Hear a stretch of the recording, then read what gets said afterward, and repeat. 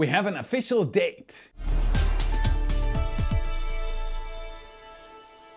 SpaceX Starship first official launch date revealed, Starbase orbital flyover, third Starship launch details, a seal enduring sonic booms for the NOAA, and our Y 3.0 release. My name is Felix, welcome to What About It, let's dive right in.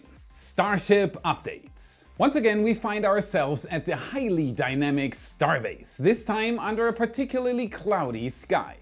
As you can see, the second orbital Starship remains stationed at the launch site, not in pieces in the ocean. But why? Wasn't it supposed to launch as early as the 13th? Yes, that was the initial expectation, but as so often the case here, plans can shift quickly. Last week we received multiple promising indicators suggesting that the second launch was imminent. These included the Mexican notice to air missions and notices to mariners for both the launch area and the splashdown zone, covering the period from the 13th to the 18th. However, as the first potential launch date was around the corner, the Highway 4 road closures, initially presumed to be for the launch, were revoked, except for the one for the 15th.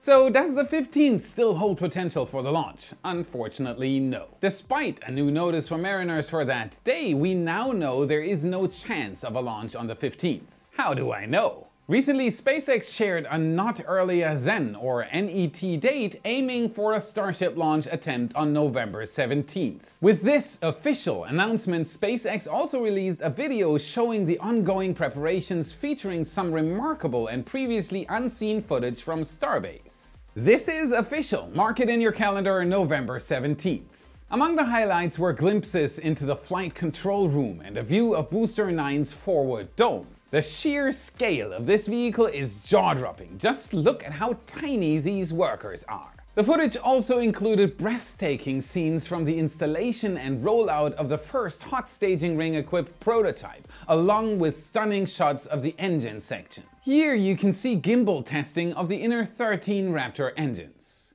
These engines are crucial for the attitude control of the Starship in flight. Meanwhile, the additional 20 outer engines, lacking the thrust vector control system, are here to provide that extra push for the whole stack. By looking at the Raptor serial numbers, we can confirm that this is indeed Booster 9, captured before the completion of its engine shielding.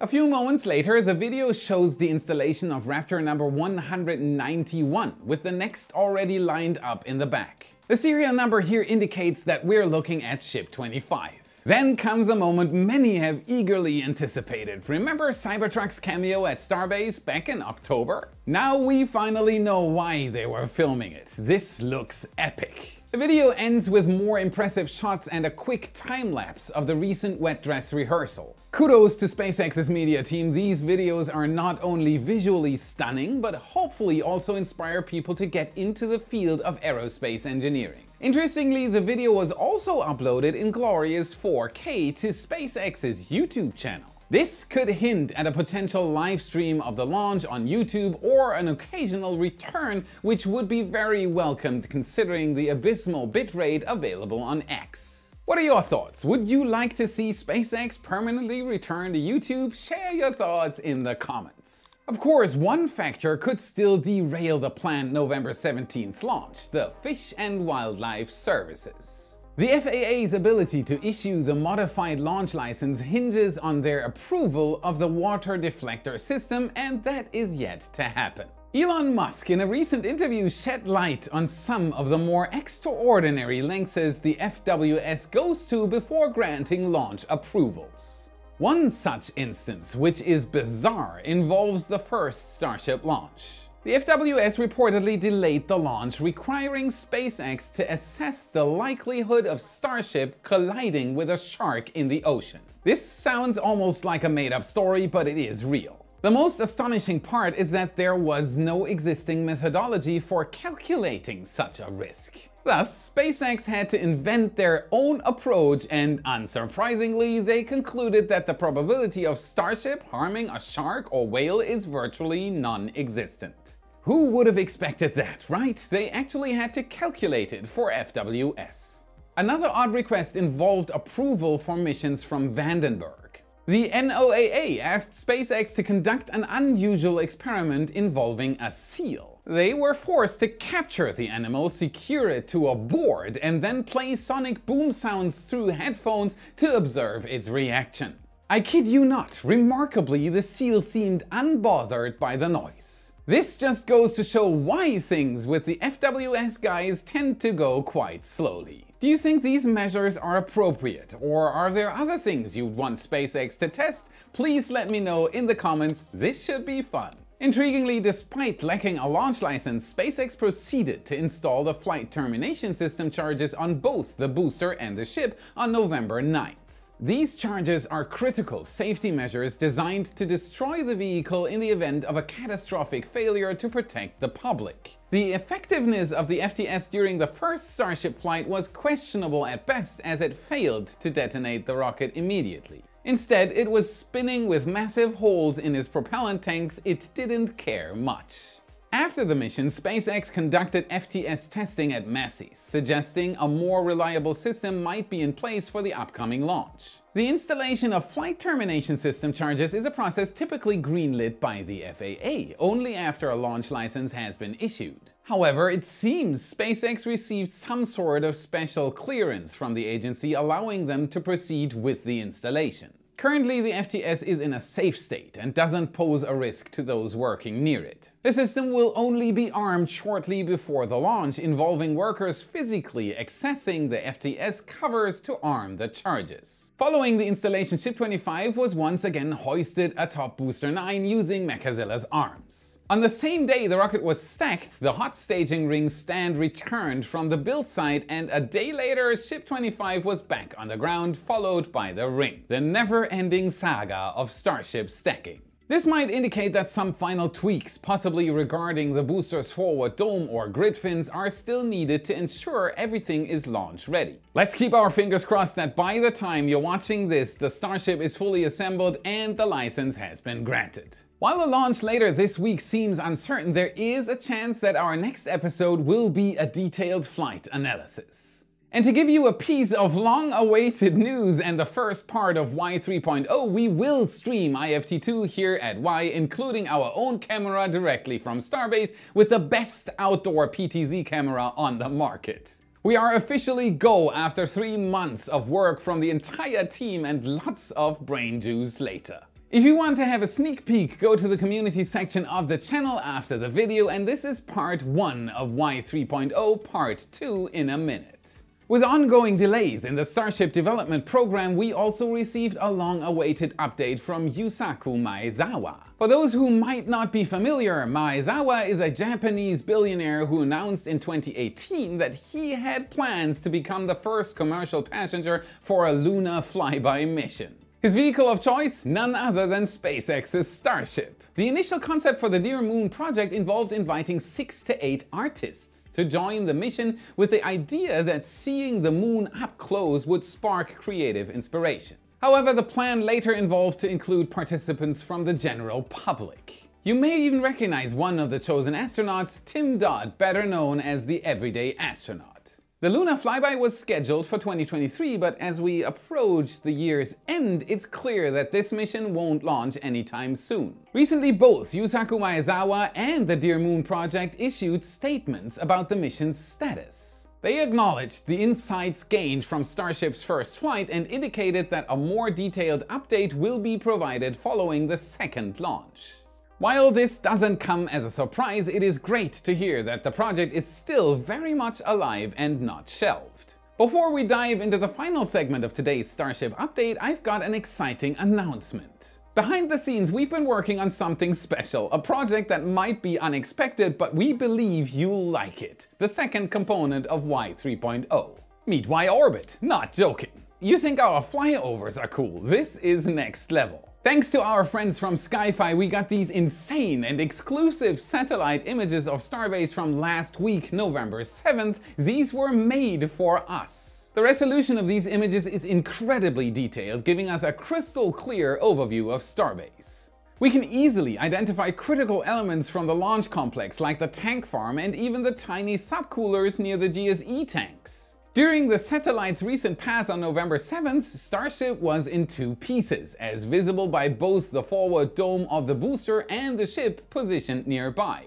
Moreover, the images provide a great perspective on both suborbital pads A and B and the ongoing construction of the new wall. Check out the sheer size of the area designated for the new housing at Boca Chica Village. We've mentioned it in the previous episode, but the orbital perspective is a brand new way to see these things. What's truly exciting is that we'll have access to these high-resolution images on a weekly basis. This means we can monitor the progress of the star factory directly from orbit. Isn't that crazy? This is the next level of what about it. We are not even limited to Starbase, so expect other sites with similar quality in the future. Why orbit? Massive shout to TJ who organized the collaboration with Skyfi for us. You can learn more about Skyfi at skyfi.com. Fantastic website. It is incredible to see what can be done with satellite imagery. Thank you, Skyfi, definitely worth a click. So, live stream of IFT2, weekly Y orbit of sites everywhere on the planet. Can there be more in one episode? Yep.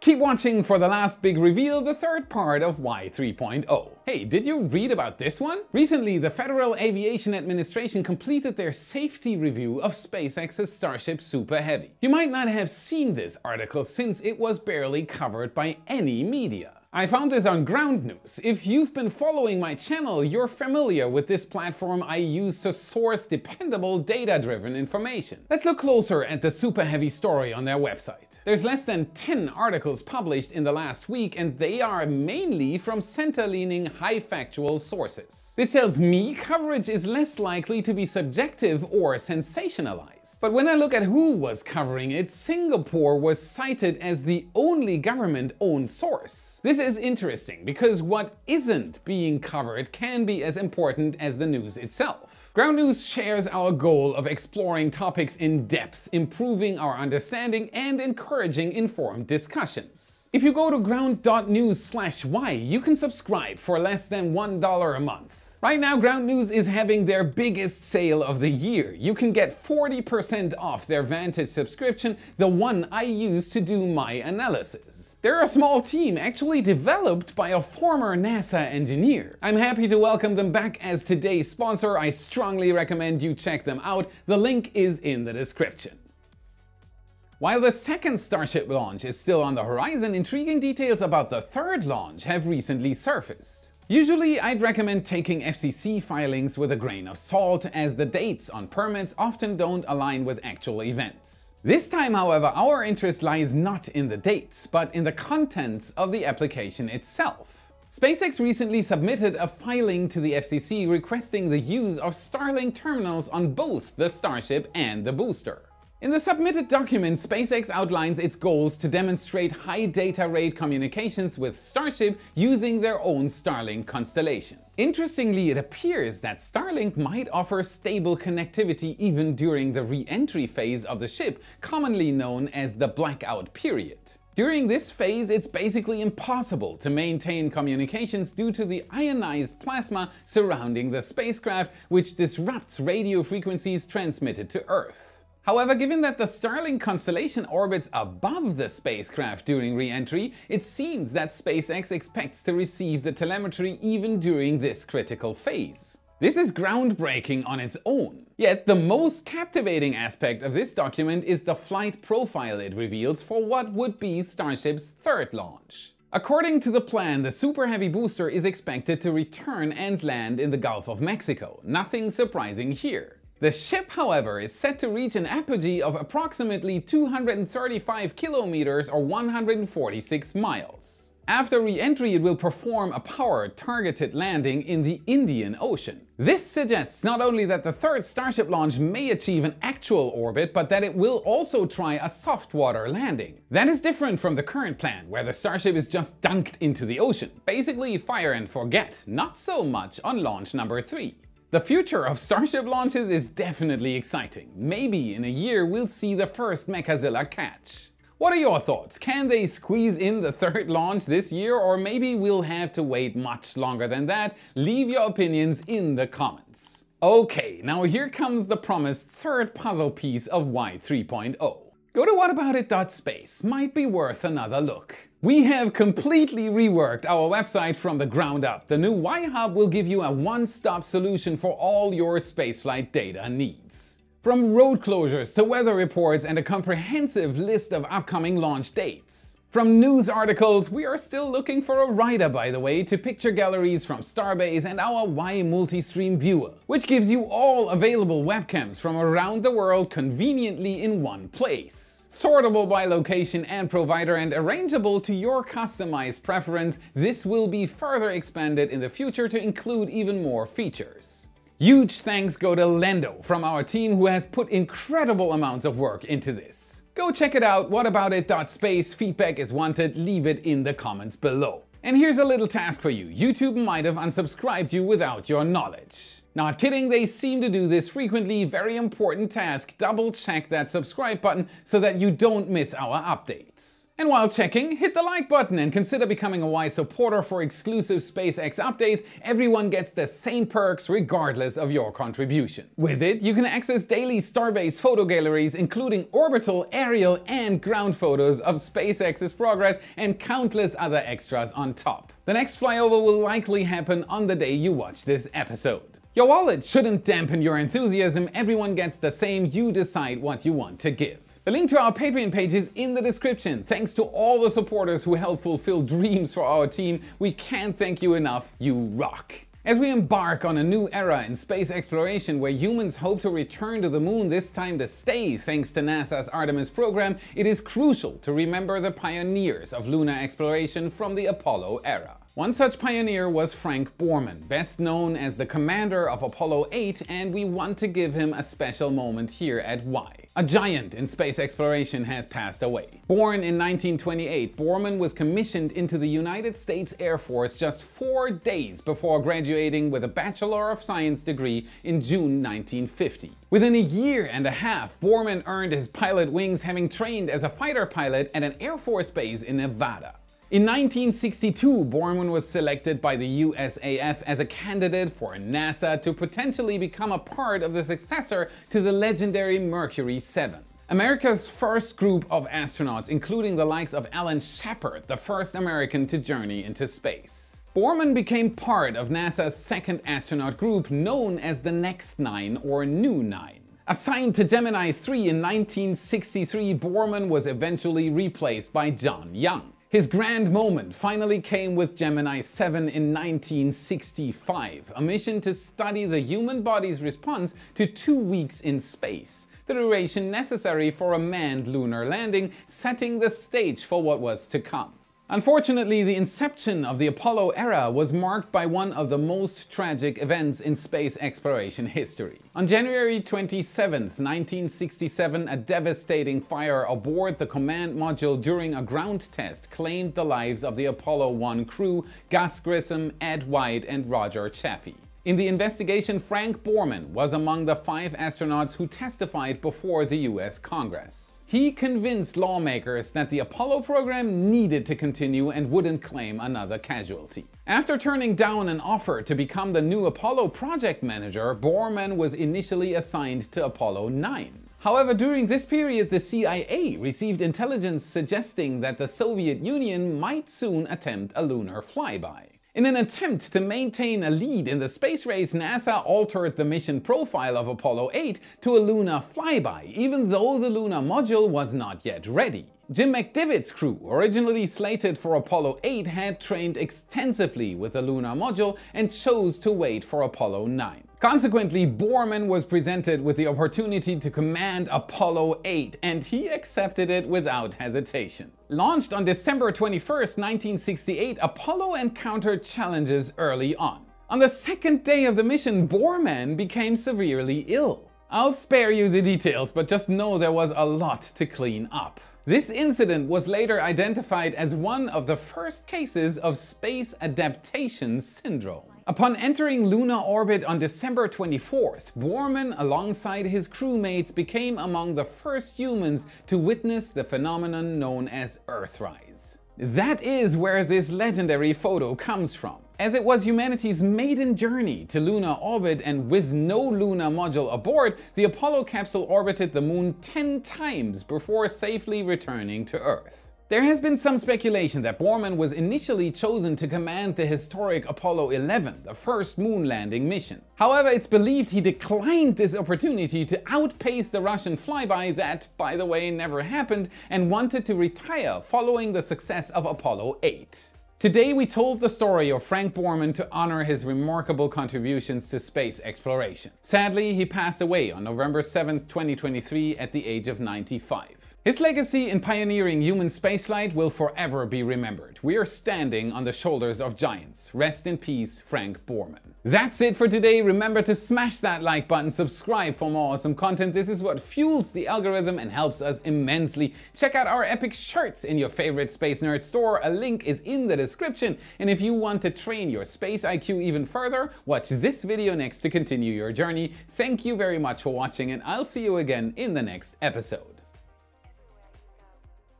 It's ridiculous. Part through we do. Today's satellite imagery, orbital.